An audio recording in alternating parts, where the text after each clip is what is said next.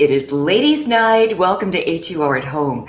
I'm your host, Angela Stribling, and I've got all my sisters with me tonight. Yes, we are all here, so let's get this party started. Let's see, tonight I want to start with Nina Brown. How about that?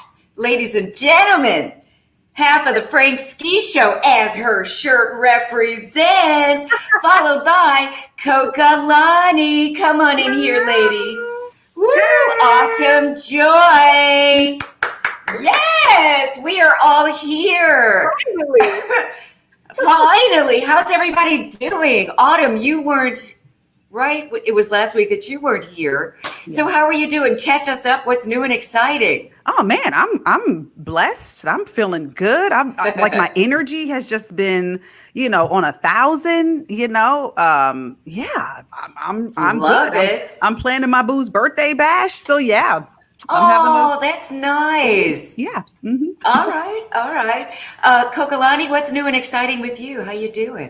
I am doing great. I am loving life. Everything's going well. It's been cold here in DC for the last couple of days. I don't know what that was all about, but other than that, I'm feeling good. I'm happy to be here with everybody. Nice. No technical difficulties. We are all together. Woohoo! Nina, what's up, lady? And what's up with this sweatshirt? And where's mine, please? I got you. Okay, I need that. We all have these sweatshirts on the Frank Ski Show, and today was a day that I was like, you know what? They're just gonna get my gang attire, gang.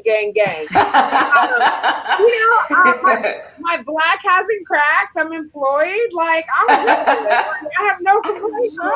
That Lawan says, "Good evening, everyone." Yep, our black hasn't cracked. It's all the melanin is popping. There is so much that we can talk about. I mean, I was thinking about, topics, of course, Sharon Osbourne and from the talk. And what do you guys think about that? I mean, I'll give you my opinion last, but what do you think about that? She was all over Cheryl Underwood as if she had a reason to be upset.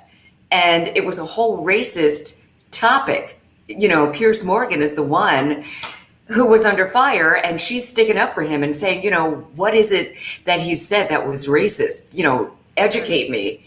But she's acting like she's the one who needs to be apologized to. I just don't understand.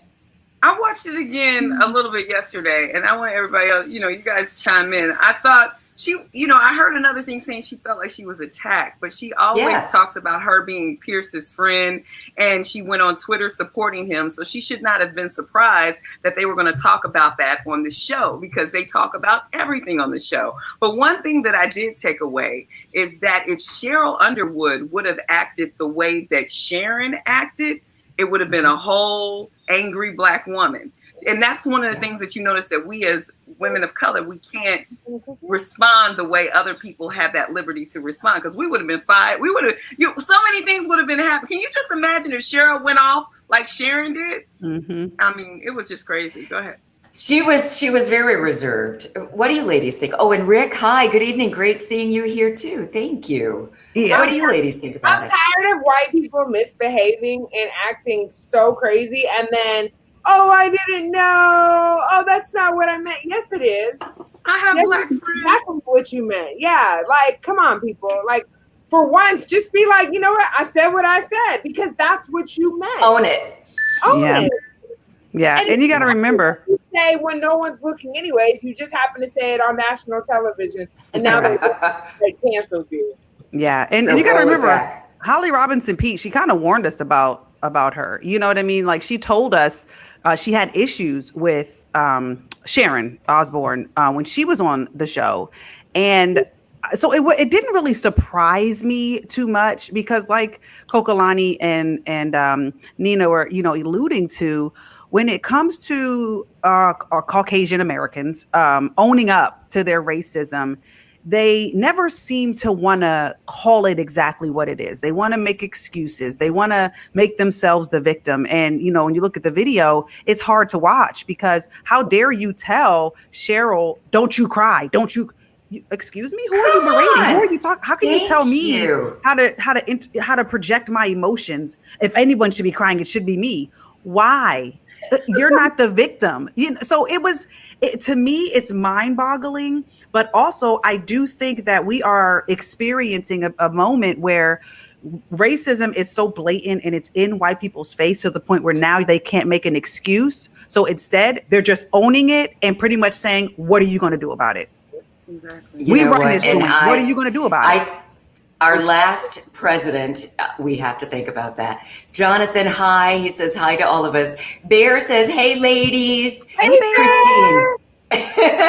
And Christine, how can you have a problem with Holly? Oh, what'd you say, Nina? I'm sorry. Is that our Bear from WHUR? That's our Bear, yes. Hey, Bear. Hey, Bear. Bear is our engineer, and he's always here. He's here every show, and I love you for that.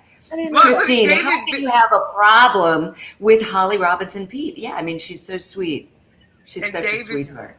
I just want to know this internal investigation. Like they're doing an internal investigation within the show. Like, what is there to investigate? Yeah. And I also saw Wendy Osefo. She is on Real Housewives of Potomac. She posted something on her social media like, oh, I heard there's about to be an opening, on the show. So it's like, are they getting ready to get rid of Sharon? But you also have to understand Sharon. When stuff like that happens, that's not the end. Do you think Pierce, what Pierce is going off and just going to be quiet? No, this man is in the process of probably a book deal. He's probably going to have a podcast. You know what I'm saying? So that's not, if they get rid of Sharon, best believe Fox Network will present her with her own show. Exactly. Oh yeah, she will be rewarded. Did you see what David Benjamin says? He said, when I was saying that Cheryl Underwood couldn't have responded like Sharon did, he said exactly, Coka-Lani, Cheryl would have been applying to WHUR radio if she had reacted back at Sharon Osbourne in any tone. And we would have accepted her with open arms. Yeah, there's nothing wrong with HUR, but she would have been out. And, so what did you guys, can I ask you guys a question? I know, Angela. You heard, we were talking about the blatant racism. So you heard about the Norman High School basketball thing that happened last week when the announcer, they were doing the anthem and the girls basketball team was kneeling and the announcer, he didn't know his mic was hot and he said F and the N-words and he was talking really bad. It was recorded, but this is the catcher. After it was done and he realized that he did it, and, the school and everybody responded. He went on. Did you hear what the reason was? He said that he did it. Yep. He said he's a diabetic and his sugar was low. Chocolate. He said, like, so they canceled that contract canceled the contract, but it's one thing to apologize. But he went on to this rant. I'm gonna try to find it and read it. But I've heard apologies. It's out there. Yeah. But when you my sugar was low, I don't talk that. It's because I was a diabetic. Yep. As bad as the woman who was on the Zoom, this teacher talking about it's the black kids who are always failing. I mean, the racism is real. The Asian hate that's going on, that's not new, but it's, it's all over the place. That's another thing that's crazy.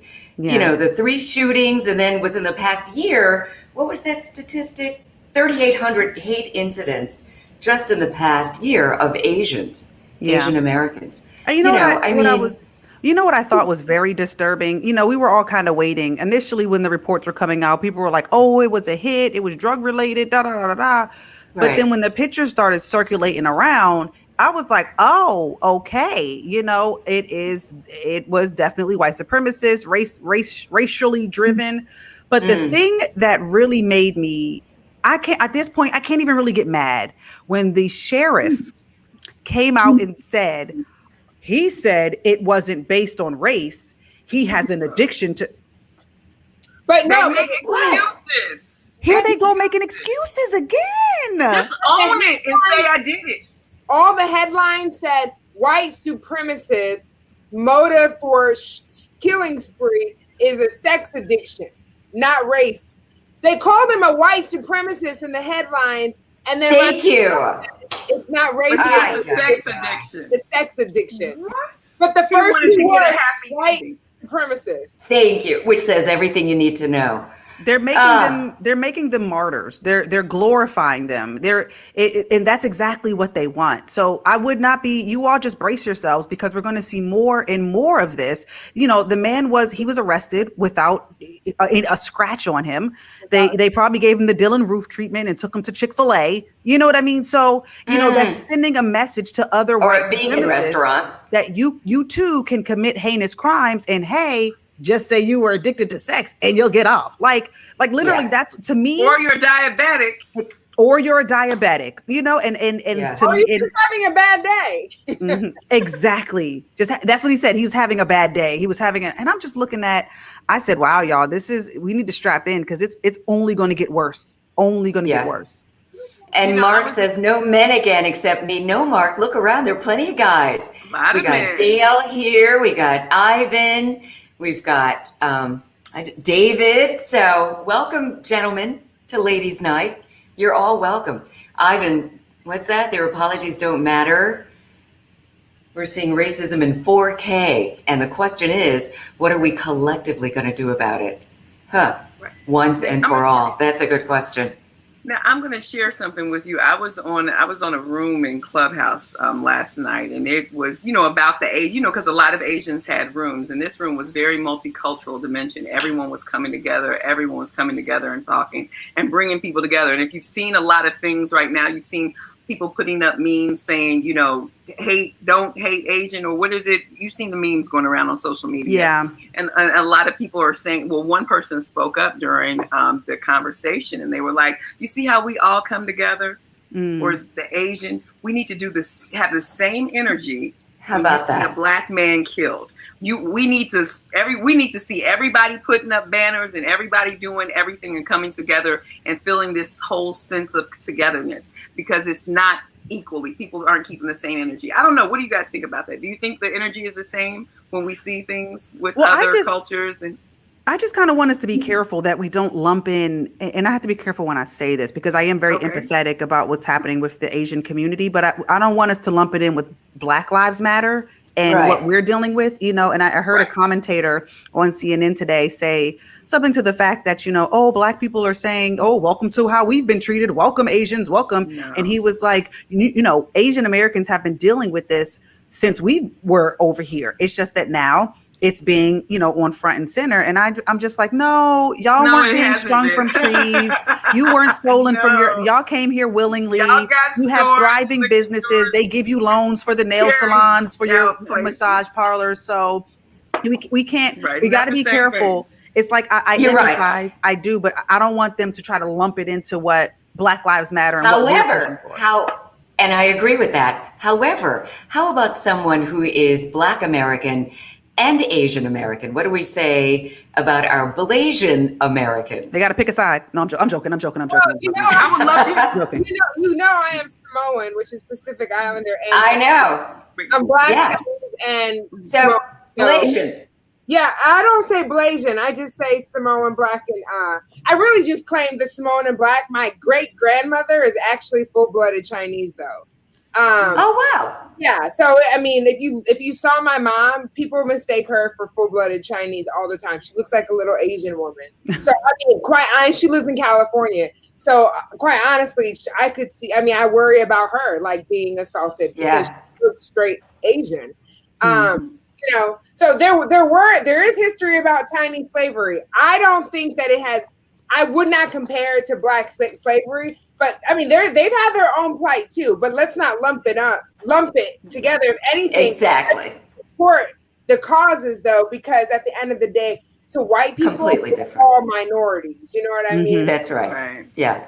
But and I think that's Isaac agrees. Isaac says, I'm sorry. Isaac said that's so true. We're getting so much love that we're all together. People are loving that all four of us are together. Someone had said we're like the View on podcast. Thank you. Hey, Donald, hello, ladies. Good evening. What was that, Nina? We literally have nothing. I mean, I think it's the majority of guys on our comments. I would love to get some feedback from the guys based on what we talked about today on the Frank Ski Show. And I want you ladies It was like one Let's of hear the it. easiest shows we've ever had. Al Payne just emailed our programming director. He's watching now. He was like, literally one of the best shows we've ever had. So, and I missed it. I never miss your show. So I missed it today. So fill us in. But I did. But I'm gonna tell you something. I heard someone banging you talking this afternoon when I went to the bank. They were in the car and the window was up, and I heard it. And I was like, "That's Nina." But go ahead. That's funny. Well, apparently, I need Corey Cakes, Autumn Joy's sister, to know that's Nina, because I was talking to her on the phone, and her sister was like, "Nina who?" She's like, "Nina Brown." But anyway, how dare you? That's funny. Question about: would you be willing to go half on a ring if your man, it's the man of your dreams, but he couldn't afford the ring, and he said, "Well, will you go half on it?" So that was the first part of the question. Would you go half on the ring? What do you like? The man of your dreams, everything. No, my man of my dream knows how to buy a ring on his own and get some credit. No, I'm not. What? That's like saying, I want to buy you a birthday. Can you imagine? Can you imagine you have a birthday party and somebody wants to get you a birthday gift and they're like, "I got this gift, but can you pay half? Because I don't have the rest." No, you don't even offer until you're ready. No. What? Okay. Can you imagine that? Okay, Angela, Autumn Joy, what do you say? And all these people, Doc Austin was like, "Nina, you're not going to get it." I was going to say yes, exactly. Girls, it's all love here because the ladies who understand, they see me, they hear me, they understand me. Frank is a whole different category. But go ahead. Frank is hilarious. All right, Autumn, you go ahead. So Nina, a quick question. Did you say that we should pay? Because knowing you, I know. So that's the question. And I'm the only one who's actually been married, right? Yeah. Yeah. I just want to confirm. Let me just keep it 1,000. Before I got married, I would absolutely say, no, I'm never going to pay. And in a perfect world, I would have the ring of my dreams, the wedding of my dreams, the man of my dreams, and the marriage of my dreams. We don't live in a perfect world. I had the ring of my dreams, and my marriage was trash. So now that I've been through stuff, right, and I've experienced how hard marriage is and what the meaning of having a good relationship is, I rearranged my priorities. The ring is less important to me if it's the right man. Okay. Mm-hmm. As long as he's financially stable. And if he's like, you know what, babe, I've got money in the bank, but I feel like that's a waste of money to drop $50,000 on a ring. I'm going to be like, you know what? You're on to something. But let's say he's everything else. Like my mind works a little different. The younger Nina and the Nina pre-marriage, right, and pre-divorce would have been like, oh no, he got to buy me the ring and da-da-da-da. Now I'm like, you know what?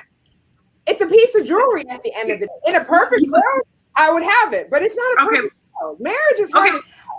Well, let me add in, and I want to hear, and I'm going to let y'all talk, but I hear what you're saying, Nina, and I've never been married, but I've heard people say, instead of spending thousands and thousands of dollars on a wedding, let's use that for our marriage. Now, I agree with the whole wedding thing, and if you that's a whole different thing. But if you're telling me I'm not going to get the ring because you rather do, So I understand. Just don't even offer a ring. Just say, hey, babe, we'll get the ring next year. But if you got the money and you don't want to use the ring, you gotta get the ring. So Nina, would you pay for some of your ring now, knowing what you know and experiencing what you? No, I would say, if you, instead of me paying half, let's just not get a ring. Let's get silicone bands. At this point, I would be okay with a silicone band. Honestly, I have a diamond right now that, guess what? I don't even wear anymore. Why? Because the marriage is over. But that's what I'm saying. Like, if I had a good man and a good husband and a good marriage, I would rock a silicone band. Like you couldn't tell me it wasn't a 10-carat diamond. Like, let's see what. Well, let me just say this. Mark said. So Mark said, "Can I buy her a $500,000 house instead of a $500 ring?" Yeah. Interesting. Now, Autumn, I need you to be able to weigh in on this. So, what is your thought? Y'all, I am just sitting here ashamed of myself because I want a nice ring. Just be honest. Be honest. Be honest. Be honest. I really want a nice ring. Now, to answer Nina's question from the show today, and I'm so mad I missed it because I always listen on Alexa. But me too. I gotta say, there is no way on God's green earth that I am giving a man any money towards any type of ring. Right. Now, if we, like Coka-Lani said, if it was a house, if we're, I'll even give money towards rent, mortgage bill. I'll do that. Hey, listen, babe, I got you. If I got it, I got you. But my ring, that is the symbol. That's supposed to be the symbol of his love. So he's supposed to, I don't know, what is it? Save up 3 months or was 3 months salary, something like that. And a ring it's an investment. It's a diamond, so it appreciates with time. So it's an investment. If times get hard, take that ring off and pawn it and get the silicone band. But when Rich Bass, because I know he's listening, let me look in the camera. Rich Bass, when you propose to me, I want a big, fat Vera Wang 2.5 carat ring, preferably pear-shaped. Either way, baby, we doing it. Cause what's the clarity? Do you know the clarity? We can do VVS. We can do VVS. You know what I'm saying? We can hit them with the VV. Look at you, Angela. Okay, let me read this. Let me read this right here. David Benjamin says, the ring. I would not go half on a wedding ring. She will wait patiently until I got the ring. That's embarrassing for me to ask my future wife to go half. So that's what I'm saying. If you don't have the money, don't say you don't have the money. Just wait till you have the money. Don't be like, I want to get it. Yeah. Go ahead. If I can answer the question. Yes, Angela. Okay, so I've got a few opinions about this. Look at Coka-Lani's face. She's always why do you want to answer? Well, I'm going to answer. So I agree that it's not all about the ring, that it should be about your relationship and about the wedding and the marriage, not the wedding, the marriage, the actual institution. However, if we're going to get engaged, if you want me to say yes, you need to come with a ring. And it doesn't even have to, I like you, Autumn. Yes, it does. Stop. I need, since we're being honest, I like a nice ring, and I want clarity. Angela, I want it can I have a high five? Yes. Okay, thanks. I mean, and I don't think that's materialistic. I think, no, it's not. this is it's a symbol, and, it's always McDonald's like, that's wrong. No, I mean, but it's not about the ring. It's not even so much focus on just the ring. It's a symbol, though. This is a symbol. My symbol. Are so focused on the ring and not the actual marriage, and that's the problem. The marriage. No. And like you, Nina. I mean, I've been engaged a few times. Not that I'm proud that it didn't work out, but I've got some rings. So the rings don't mean the relationship. No, I tried. They didn't want them back. But I tried to give it back. Let me clarify something real quick. Because I'm just saying it's not about the ring per se, because if the relationship is crap, you can have this ring back. It's not about the ring, but the ring is an important symbol. Look what Doc said. Love. Your undying love. Are y'all paying for the wedding if y'all want to go with tradition? No. That's not. No, this is what I'm saying. What you said, Nina, I agree with Nina. Nina, I agree with what you said. There are so many people who aren't focused on the marriage, but the wedding is part of the marriage. The ring is part of the promise. I want to marry you. So I think you can't lump the ring and the marriage versus the wedding and the wedding and the marriage are the same. They're on the same side. The ring, you're trying to get to that side. So the ring is saying, look, I've done this. I would love for you to marry me. Here's this. Let's do this. So like Angela said, that doesn't mean you're going to get married. That just means I'm showing you what I want to do. But I agree with what you said, Nina, regarding a marriage and a wedding. Don't spend $100,000 on a wedding. And then marriage is great. I'm realizing how shallow I am tonight. Y'all are really bringing my little shallowness, because I am like, I'm not paying for nobody's wedding. The comments are hilarious. I'm just, Adam, you're okay to think that, especially when you never. If I hadn't been married and now going through a divorce, touche. I thought the exact same way. I was like, I'm not doing this. I'm not doing that. I'm not doing this. And I thought I knew what I was signing up for. And it was not the case. So I see. Now, moving forward, our expectations are based on our experiences. So now that I've been through what I've been through, I like that. I like that. I don't fault you women for thinking what you're thinking because your expectations are based on your experiences. I love that. There you go. And also add to that, you know, I mean, yes, I would, if I'm going to be engaged again, I'm with you, Autumn. I want what I like what I like. I mean, I've got a certain taste. If I'm going to wear this ring every day of my life, I want to be proud of it. And I mean, I've got, you know, a certain style that I like, and you know, I would like to have that as my ring. However, though, you know, the original question was, would you go in and help him buy this ring? That's an absolute no. I can buy my own ring. And if it comes down to, if I'm in love with a man who can't afford the ring that I know I love, okay, that's another conversation. I would be comfortable with something, you know, maybe just get me a band with diamonds, an eternity ring, or something like that. I would sacrifice that, you know, larger rock for something less expensive that I like. So that would be a compromise. That's good. But I'm not going to help you buy that either. I don't think that's, no. So the next question, the part 2 of our question today, and hey, Songbird Thomas, I see you, Mama. So would you be willing to pay half? Frank said, okay, fine. You know, we've got all of these educated women in the DMV who are making their own money. Sorry, my son is drinking out of the water bottle.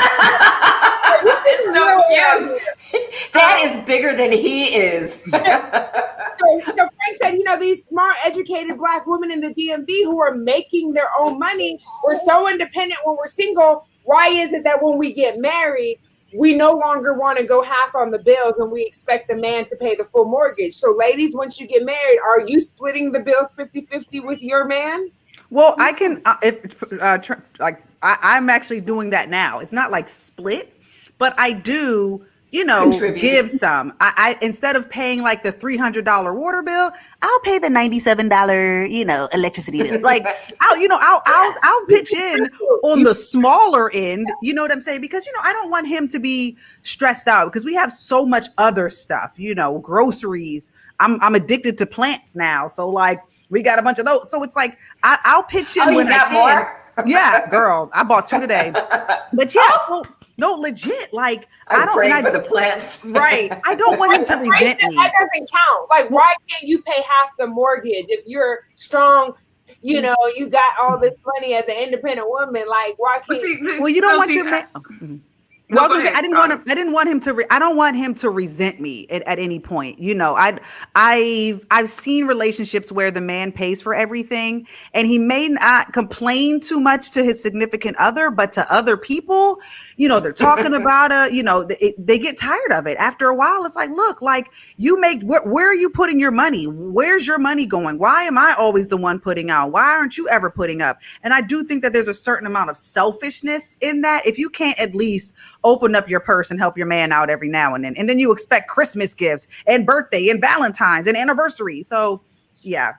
But do men really complain to each other about that? Because isn't that a part of like a man feeling like taking a man care? I think like the mortgage, like the mortgage, that's like, yeah, take it on, bro. I'm cheering you on to the bank as you're paying, you know, but it's the small things. Like, did you know, I'm sure I'll drive you to the bank. Like, but it's the small things, you know, and so I do think that there's a level of resentment that does build up within a man if they look over and it's like this leeching chick, like and I have my feeling about that is I am that girl who likes to contribute. I mean, every relationship is different.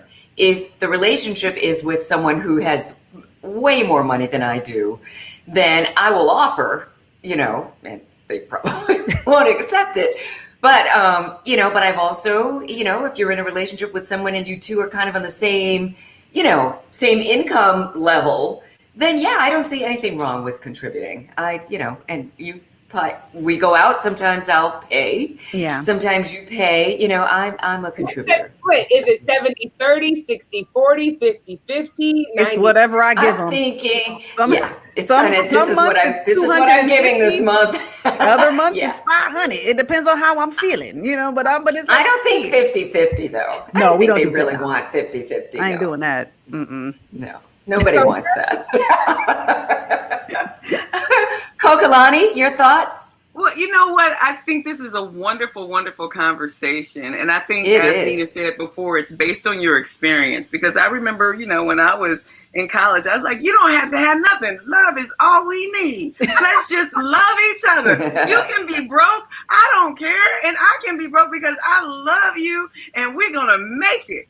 And, and that's when you're kids and you grow. And I also think, in the 70s and the 80s, we've encouraged, which I'm part of that generation of the girl power. Go out, be all you can be, get your degrees, keep going, don't wait, just do it. But what happens is, and someone wrote in here, Nina, you and I talked about it before, there's a masculine energy that comes with that because you continue to do everything. So when a man comes around, men typically want to be providers. So if a man comes around you and he can't do anything for you because you're throwing up in his face every 5 minutes, I can do my own thing, and I remember when I got to DC here at Howard, I was just astonished to see all these, and I don't even know why I'm going down this road, but there were women who just, they were teenagers and guys would just pay and do all this stuff. And I'm like, dang, because I was raised to have my own job. I had my own car when I was 16.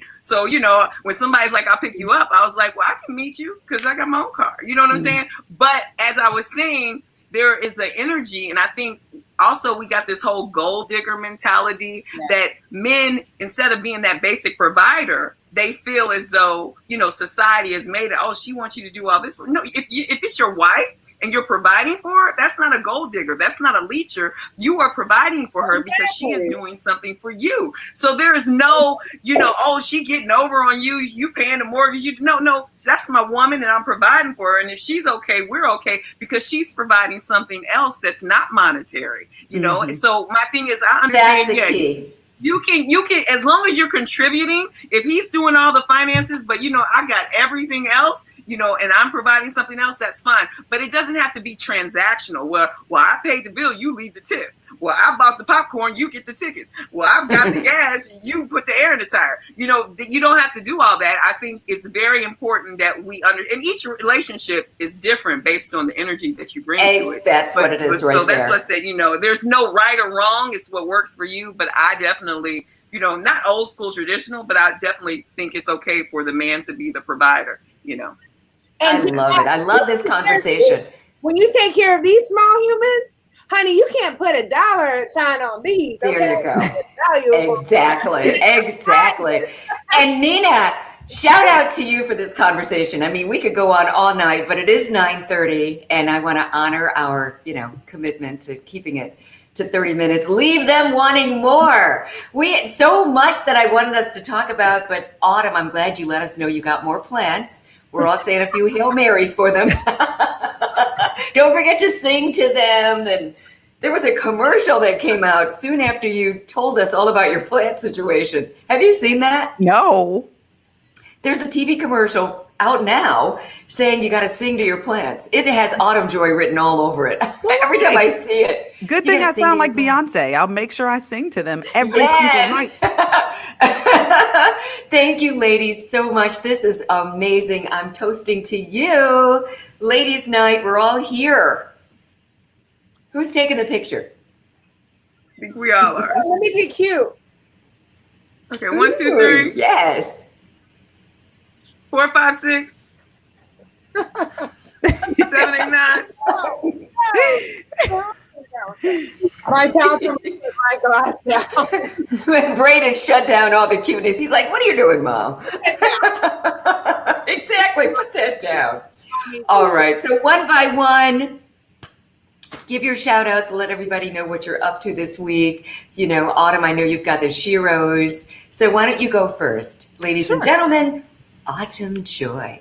Hey, everybody. All right. So yes, like Angela said, we do have our Sheroes. So continue to nominate amazing women to be featured during Women's History Month. Also, we have two major announcements this Friday. I am so excited. So make sure you tune in this Friday at noon to hear those two major announcements, and follow me on social media at Autumn Joy with an I live. Bye. Bye, ladies. Ooh, that's exciting. Friday, I'll be listening. All right, Coka-Lani, what you got? Hey, well, first off, I want to thank all the men that joined us tonight. I see Mark saying, are y'all going to thank the men tonight who watched? So thank you, everybody who joined us tonight. You can catch me on Saturday. I will be on from 12 to 5. And don't forget, at 4 o'clock, we have the 4 p.m. face-off. I'm so excited. And this Saturday, guess what we are doing? It is going to be a face-off from the 80s. Troop facing off Tony. And rest in peace going out to the member of Truth that just passed away. His name slips my mind, but it's going to be great. So make sure you tune in. And you can follow me on Twitter and Instagram at Coka-Lani. That's Cokalani. All right. Talk to you later. Wow, that sounds pretty amazing. I'll be listening Saturday, 4 o'clock. All right, let's bring on my girl, Nina Brown. Hey, y'all. I'm a Mama Nina Brown, right? Thank you to everyone in the comments who heard this show today. Thank you for always supporting the Frank Speed Show, no matter how crazy it gets and how emotional I get. It's always love at the end of the day. Frank will be out on Thursday and Friday, so George Wilborn and I will be holding it down for the rest of the week until Monday. So I hope we see you on the other side. But you can also follow me on Instagram at Panina Brown or on Twitter at Nina Brown. And thank you always for the love. Good night, y'all. Aw, thank you, Mama Nina, and also to the perfect baby, Braden. He's always so well behaved. Thank you all for joining us on this platform. I love that you're here, and the comment section is lit. If we didn't get a chance to shout you out personally, sorry about that, but we have it right here, and everyone can see your comments on Facebook, on YouTube, and I love that you're here every Wednesday night, 9 o'clock for Ladies' Night. And I think tonight might have been a record with all the guys. Tell your friends. We need even more guys and more women. We're doing this big every Wednesday night right here at 9 o'clock. Don't forget to follow me at Angela Stribling on all platforms. Pillow Talk with Angela is on every Sunday night right after Manzi Pullen and the Original Quiet Storm.